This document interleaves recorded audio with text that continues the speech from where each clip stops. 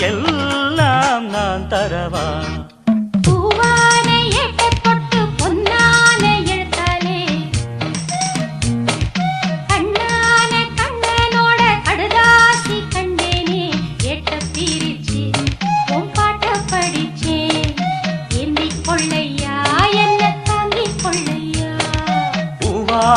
ஏட்ட தொட்டு பொன்னான எழுத்தாலே